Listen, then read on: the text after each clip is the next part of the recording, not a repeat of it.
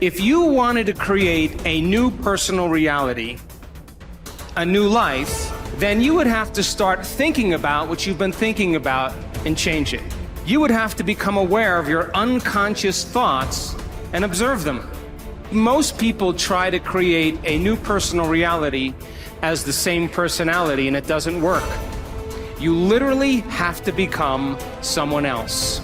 If you want to change your life, you got to make a decision to change your life. And sitting around and waiting to feel ready is not the decision I want you to make. Yes or no.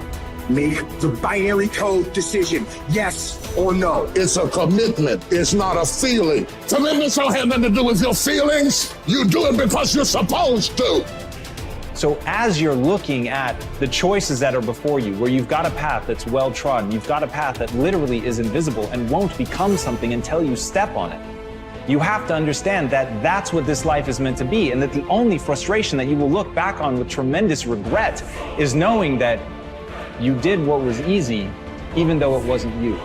You can do anything you want without limitation. Whatever it is that you decide you want to make come true in your life, you can do that. It is going to take an inhuman amount of work. You're going to have to be prepared to break yourself in half. You are going to have to learn more than anyone has ever learned. You're going to have to push yourself harder than anyone has ever asked you to push yourself before. You're going to go way beyond your breaking point. And why?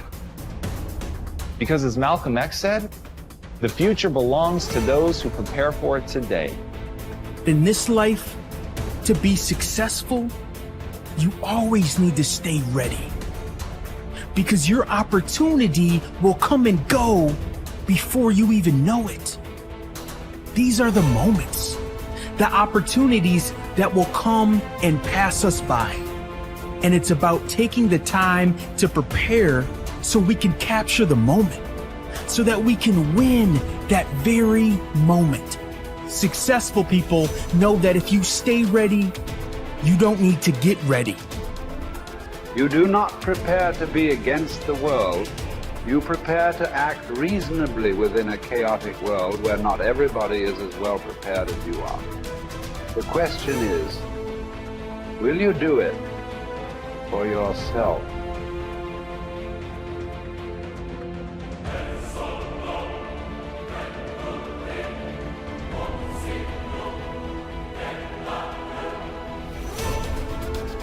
Manifesting is intentionally training your brain and your nervous system to believe in something that hasn't happened yet.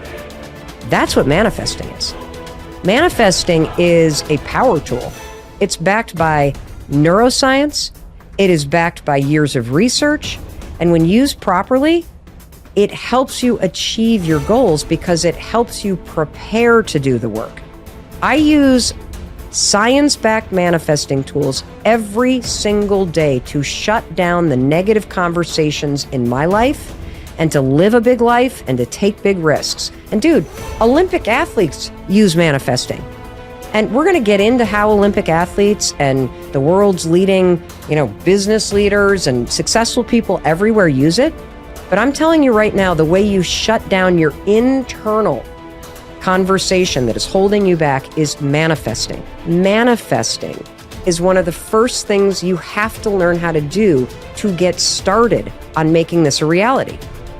So what is manifesting? Manifesting is mentally training for getting what you want. That's all that it is. It is part of the toolkit that successful people around the world use. Let me tell you what manifesting is not.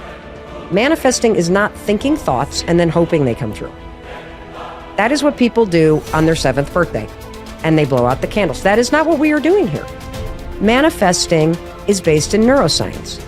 It is a tool that you are going to use precisely, intentionally, systematically, with purpose.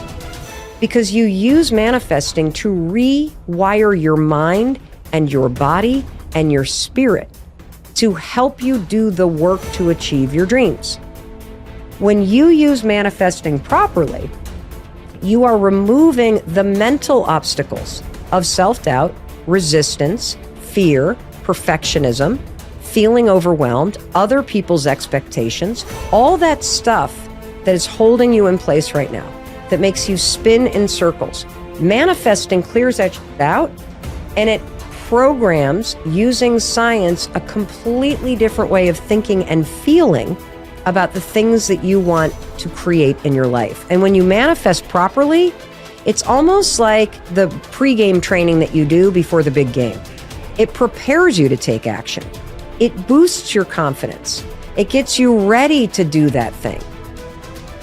There's 3 P's that you got to annihilate, crush, or destroy if they're getting in the way of your progress in a relationship or your career or your happiness or your health. These are the 3 P's that make learned helplessness. Number 1, you think the problem is permanent.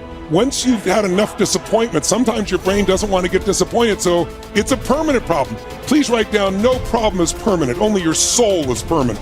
Nothing's forever. Everything changes, everything eventually ends, and something new begins. That's part of life. Those are the seasons of life. The second key that keeps people in learned helplessness so they don't change, this belief's got to be annihilated, broken through, and that it's pervasive. That means that because my relationship's not great, my whole life is horrible. Then you're forgetting you do have health, or you do have friends, or you do have a job, or you do have whatever. I can breathe. And the third one is we think the problem is personal. There's something wrong with me. And if you start believing that, it becomes self-fulfilling. You give up. See, I'm not good enough. I'm not beautiful enough. I'm not smart enough. I always screw it up. So those 3 P's got to be destroyed. If we don't have a sense of purpose, then you're doing the thing you're doing just for the sake of doing it, right? Like I'm making money just for the sake of money. I'm turning this wrench just for the sake of turning this wrench. And when we do things that contribute to something else, contribute to something bigger, it gives our lives and our work meaning. And when we have a sense of meaning, when we have a sense of purpose, it does many, many things to us. It builds our self-confidence. It makes us better decision makers. It makes us better in relationships. And at the end of the day, it makes us enjoy our lives and find fulfillment in our work.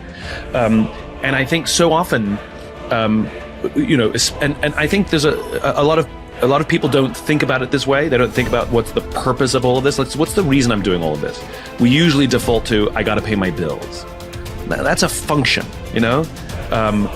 because I was told to do it. Because everybody has to work, or because I'm just trying to, I want to make this company the biggest or the best. To what end? To what value?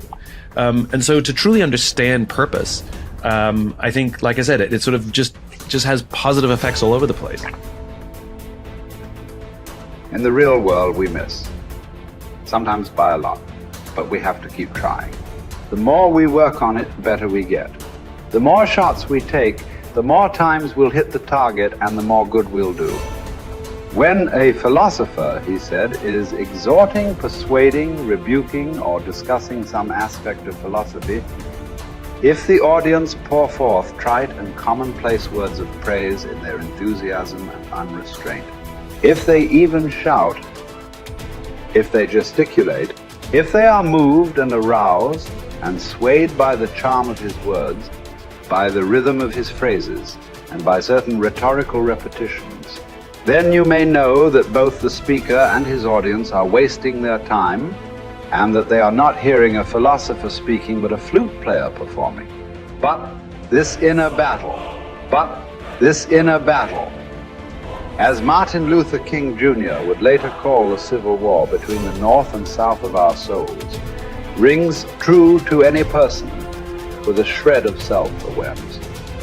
We have competing parts within us, and what matters in life is which side we choose to turn ourselves over to.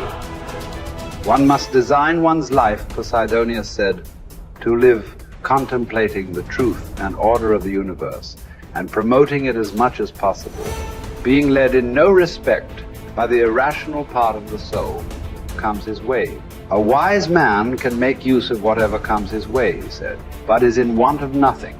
On the other hand, he said, nothing is needed by the fool, for he does not understand how to use anything, but he is in want of everything.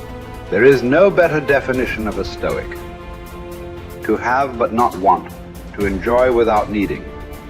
The ending day sees them brought low. If the breaking day sees someone proud, the ending day sees them brought low. No one should put too much trust in triumph. No one should give up hope of trials improving. Clotho mixes one with the other and stops fortune from resting, spinning every fate around. No one has had so much divine favor that they could guarantee themselves tomorrow. God keeps our lives hurtling on, spinning in a whirlwind,